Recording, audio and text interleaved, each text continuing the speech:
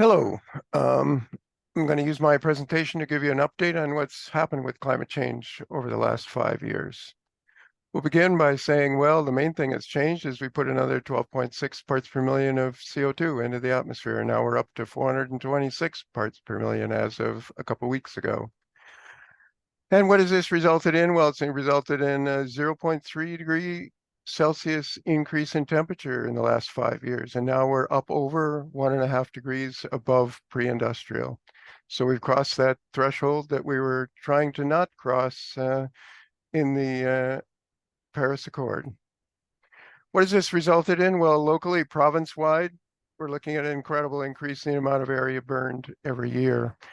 In fact, in 2023, we burned 2.9 million hectares of forest in British Columbia. And the average over the last few years has been up to 950,000 hectares per year. What does this mean locally? Well, just over the ridge from Golden and Jasper last summer, we burned out 43 kilometers of a major valley in a national park. And these were devastating fires, as you can see from the photos. And locally, just south of Golden, we had the Dogtooth Fire, which burned 5,500 hectares. You'll note that this burned indiscriminately, clear cuts, forest, didn't matter, took everything out. And you can see from this graph in the lower right that in the 1920s, we had a significant amount of fire in the Golden area, but this is only 4 years into this decade, so we may still catch up, but we've had an incredible lack of fire over the previous decades.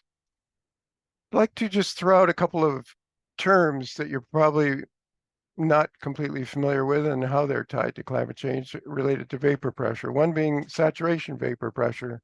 How much moisture can the atmosphere hold? Well, this number changes as you increase temperature, which means we have lots of opportunities for increasing extreme precipitation, leading to further floods and landslides.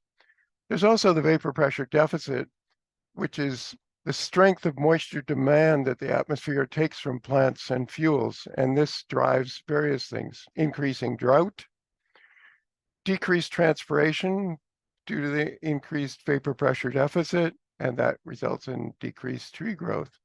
It also results in incredibly drying for fuels. And of course, that again contributes to the increase in area burned. And both of these factors increase by about 7% for every degree Celsius that we raise the temperature. And these lead then to another interesting concept, and that's atmospheric volatility, or otherwise known as climate whiplash, where sudden, large, or infrequent transitions between very dry and very wet conditions, increasing drought, increasing extreme precip, leads to this atmospheric volatility. And we've had a perfect example of that in the last couple of weeks.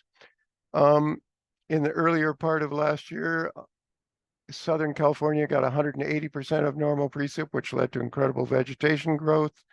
And then in the latter part of the year, we had 20% of natural precip, and we ended up with the Los Angeles fires with fairly devastating impacts.